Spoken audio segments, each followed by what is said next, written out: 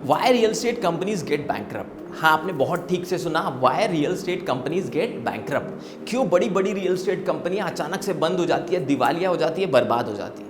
दोस्तों, इस वीडियो में हम आपको 3 ऐसे पॉइंट्स बताएंगे जो आपको ये प्रूव कर देंगे कि बड़ी बड़ी रियल एस्टेट कंपनियां क्यों अचानक से बंद हो गई, बैंकरप्ट हो गई, चाहे वो एक मार्केटिंग एजेंसी हो, चाहे वो एक बिल्डर हो, डेवलपर हो, या एक फ्रीलांसर व्यक्ति हो जो एक्सपांड करने की कोशिश कर रहा हो। इस वीडियो के एंड तक आपको पूरी तरह से पता चल जाएगा कि क्या थे वो 3 रीजन जिन्होंने बर्बाद कर दिया बहुत सारी कंपनीज को। मैं doctor Amol Maurya, business coach, real estate expert, real estate trainer, आपको ये बताना चाहता हूं कि हमारे पिछले इतने सालों के रिसर्च के एक्सपीरियंस से बहुत सारे रिसर्च बेस्ड प्रैक्टिकल पॉइंट्स हम तक पहुंचे जिनकी वजह से बहुत सारी कंपनियां बंद हो गई, बैंकरप्ट हो गई। और हमारी पूरी टीम का ऐसा मानना है कि इंसान सफलता से कम सीखता है पर असफल लोगों की कहानियों से ज़्यादा सीख सकता है। सो ये जो असफल लोगों की कहानियां रिसर्च के दौरान हमारे सामने आई वो हम आपको बताना चाहते हैं इस वीडियो के द्वारा। बहुत सारे ट्रेनिंग वर्कशॉप्स में, ओपन हाउस वर्कशॉप्स में, होटल्स में, कई कंपनियों के अंदर जब हम कॉर्पोरेट ट्रेनिंग ले रहे थे, उनके एम्प्लॉयज़ ने, बहुत सारे लोगों ने ये सवाल पूछा कि सर क्यों बहुत सारी कंपनियां अचानक बहुत पीक पे जाती है और फिर अचानक से बंद हो जाती है। क्या ऐसे कारण है कि रियल एस्टेट में कंपनी लॉन्ग टर्म सर्वाइव नहीं कर पाती? उसके पीछे के रिसर्च बेस्ड रीज़न हम आपको अभी बताने वाले हैं। और दूसरा सबसे इंपॉर्टेंट चीज़ जो हम आपको बताना चाहते हैं कि ये रिसर्च बेस्ड प्रैक्टिकल पॉइंट्स उस रिसर्च से आए हैं जो हमने अपनी PhD के लिए की।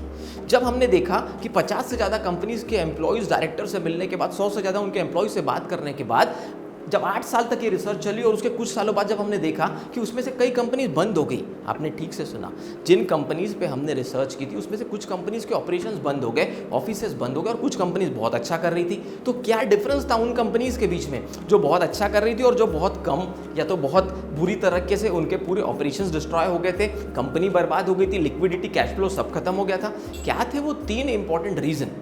दोस्तों, 3 इंपॉर्टेंट रीजन जो एक कंपनी को पूरी तरह से बैंकरप्ट कर सकते हैं वो है, पहला reason, everyone inside the company thinks about themselves. वहाँ काम करने वाला हर व्यक्ति me first, me first, me first, मेरे बारे में सोचता है, मतलब उसके खुद के बारे में सोचता है। जब आपके कंपनी के लोगों की पहली प्रायोरिटी उनकी सफलता, या तो मैं सफलता भी नहीं कहूँगा, उनका प्रॉफिट हो जाता है, तो वो धीरे धीरे सेल्फिश होने लगते हैं। वो धीरे धीरे कंपनी के अंदर रहते हुए भी वो काम करने लगते हैं जिससे कंपनी को बड़ा नुकसान होता है। ये जो सबसे पहला एटीट्यूड, सबसे बेकार बीमारी कंपनी के लोगों को हो जाती है, the disease which can destroy the operations and the working of your company is me first, मैं पहले, हर तरीके से मेरा बेनिफिट। कैसे? मैं आपको इसे एग्जांपल से समझाता हूँ। मान लीजिए आप एक बिल्डर हैं और आपने एक परचेस मैनेजर को एक अच्छे पोजीशन पे रखा हुआ है। अब परचेस मैनेजर हर शॉप में जाता है, उसे पता है मेरी जो CEO है वो इतने बिजी है कि कभी वो वेंडर से तो मिलने जाते नहीं है। वो वहाँ बात कर लेता है कि अगर आप 30% डिस्काउंट में मेरी कंपनी में मटेरियल दे रहे हैं तो 25% का बिल भेजिए और 5% मुझे दीजिए। अब मुझे एक बात बताइए, ऐसे 5% करते करते 5-10 साल में कितने लाखों और करोड़ों का डिफरेंस बन जाएगा? हमने कई ऐसे बड़े बड़े प्रोजेक्ट देखे हैं जो 600 करोड़, 1000 करोड़ के थे, लेकिन अगर पूरी तरह से उस प्रोजेक्ट के लॉस को मेजर किया जाए तो आपको ये पता चल सकता है ऑडिट रिपोर्ट में या क्वालिटी एनालिसिस के बाद कि 100 करोड़ से ज़्यादा का उस प्रोजेक्ट में लॉस है। कैसे? जब आपके इस फनल में एक जगह से चीज़ें आएगी और बहुत सारे अलग अलग, बहुत सारे होल से वो चीज़ें जाती रहेगी तो आपका नुकसान बढ़ता जाएगा। अगर आपके कंपनी में लोग मी फर्स्ट, मेरा बेनिफिट, मेरा प्रॉफिट, सैलरी तो मिलती है, इसके अलावा और पैसे कहाँ से आ सकते हैं, ऐसे लोग धीरे धीरे, चाहे वो आपकी मार्केटिंग टीम में हो, सेल्स टीम में हो, ऑपरेशंस टीम में हो, कहीं पर भी हो। मान लीजिए आपका एक सेल्स का टीम है और आपने एक XYZ रेट डिसाइड कर लिया है कि 5,000 रुपये स्क्वायर फीट से आपको ये प्रॉपर्टी बेचनी है, और आपके सेल्स मैनेजर या जनरल मैनेजर को ऐसा लगता है कि आप तो कभी कभी ये प्रॉपर्टी 4,600 रुपये के रेट से भी पर स्क्वायर फीट छोड़ देते हैं। उस केस में अगर वो सामने वाले क्लाइंट से ऐसा कह दे कि मैं आपको 5,000 की प्रॉपर्टी 4,600 में दिलवाऊंगा, लेकिन मुझे 100 रुपये स्क्वायर फीट एक्स्ट्रा चाहिए, ऐसे बहुत सारे लोग हैं दोस्तों। और Tier 2, Tier 3 सिटीज़ में ये सब कहानियाँ ज़्यादा मिलेंगी, और ये सब कहानियाँ डायरेक्टर, CEOs ने हमें बताई है, जो उनकी प्रॉब्लम्स है उसके अंदर से ये पॉइंट्स हम आपके साथ शेयर कर रहे हैं। तो सोचिए, अगर एक कंपनी में काम करने वाला व्यक्ति मी फर्स्ट सिर्फ खुद के बारे में सोचने लगे और ये ना सोचे कि कंपनी का प्रॉफिट हो रहा है कि लॉस हो रहा है, सैलरी तो मिल ही रही है लेकिन उसके अलावा मैं और कितने अलग अलग जगह से कमा सकता हूँ, तो क्या कभी वो कंपनी लॉन्ग टर्म के लिए सर्वाइव कर सकती है? 100% वो कंपनी आगे जाके बैंकरप्ट हो जाएगी। Second very important reason for the growth of a company जिसकी वजह से आगे नहीं बढ़ पाती, वो है नॉन सपोर्टिव एटीट्यूड। अगर आपके कंपनी में ऐसे लोग हैं जो अपने कलीग्स को, अपने जूनियर्स को अपने सीनियर से सीखना नहीं चाहते, अपने जूनियर को कुछ सिखाना नहीं चाहते, अपने पैरेलल कलीग्स के साथ कभी अच्छे रिलेशंस मेंटेन नहीं करते, कभी उन्हें किसी भी चीज़ में सपोर्ट नहीं करते, तो क्या कभी आपको लगता है कि आपकी कंपनी ग्रो कर सकती है? इम्पॉसिबल है दोस्तों।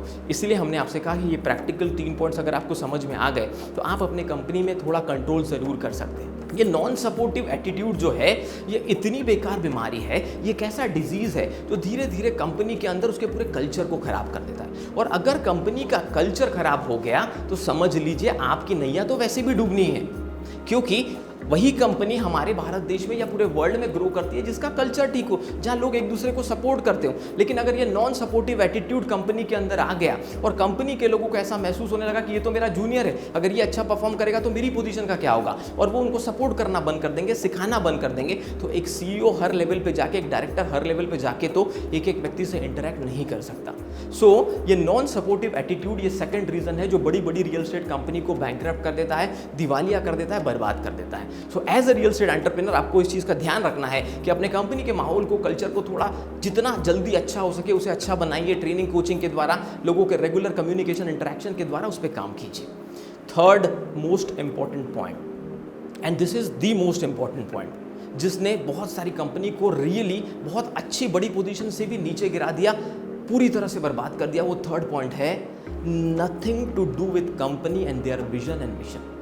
अगर आपके साथ काम करने वाले लोगों ने एक चीज़ को ये मान लिया कि मुझे कंपनी से, कंपनी के विजन एंड मिशन से कोई लेना देना नहीं है, मुझे पता भी नहीं है कि कंपनी का मिशन क्या है, कंपनी का विजन क्या है, और as a real estate entrepreneur अगर आपको खुद को नहीं पता कि आपकी कंपनी का मिशन एंड विजन क्या है, तो आप कभी ये मत सोचिए कि आपके साथ लॉन्ग टर्म कोई काम कर पाएगा, क्योंकि उन्हें क्लैरिटी नहीं है कि आगे इस कंपनी में उनका भविष्य कैसा रहेगा, उनकी ग्रोथ कैसी होगी, आगे आप कहाँ तक जाएंगे, कहाँ तक पहुँचेंगे। तो ये बहुत ज़रूरी भी है कि आपको खुद को एज एन ओनर अपना मिशन एंड विजन क्लियर हो, और धीरे धीरे आपके कंपनी के हर व्यक्ति के DNA में, मैंने क्या कहा, DNA में, उसके DNA में ये चला जाना चाहिए कि रात को 3 बजे भी अगर उसे उठाकर कोई पूछे कि आपकी कंपनी का मिशन और विजन क्या है, तो उसे बहुत क्लियरली पता हो।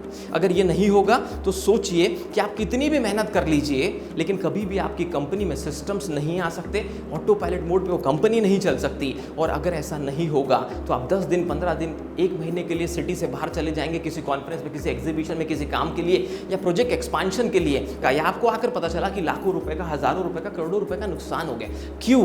क्योंकि उन्हें नहीं पता कि आपका एग्जैक्ट मिशन एंड विजन क्या है, उन्हें नहीं पता कि आपने ये कंपनी क्यों ओपन की है, आपका इसके पीछे का हेतु क्या है, आपका ये कंपनी चलाने के पीछे का पर्पस क्या है।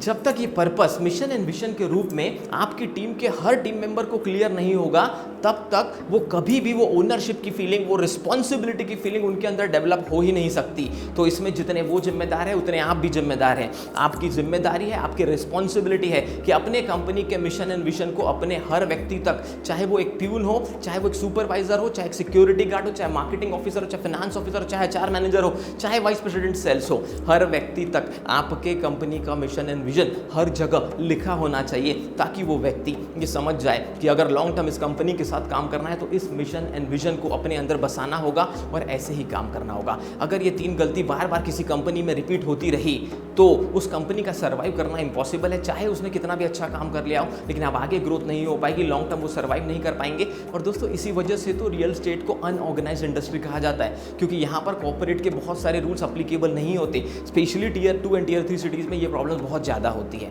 सो अगर ऐसे इस तरीके के प्रॉब्लम सॉल्विंग वीडियोस आप देखना चाहते हैं, रियल एस्टेट से रिलेटेड किसी भी टॉपिक में डीपर लेवल पे आप कुछ जानना चाहते हैं, तो ज़रूर कमेंट करके हमें बताइए कि आप किस टॉपिक पे हमारा वीडियो देखना चाहते हैं। और अगर आपको लगता है कि ये वीडियो सच में पूरे देश में, पूरे वर्ल्ड में किसी के काम आ सकता है, तो ज़रूर अलग अलग जगह जाकर इंस्टाग्राम पे, व्हाट्सअप पे, टेलीग्राम पे इसकी लिंक शेयर कीजिए, ताकि ज़रूरतमंद सही व्यक्ति तक, जिसकी कंपनी डूबने से बच सके, उस व्यक्ति तक ये वीडियो ज़रूर पहुँचे। हमारे साथ जुड़े रहने के लिए, चैनल को लाइक एंड सब्सक्राइब करने के लिए धन्यवाद। मिलते हैं नेक्स्ट वीडियो में।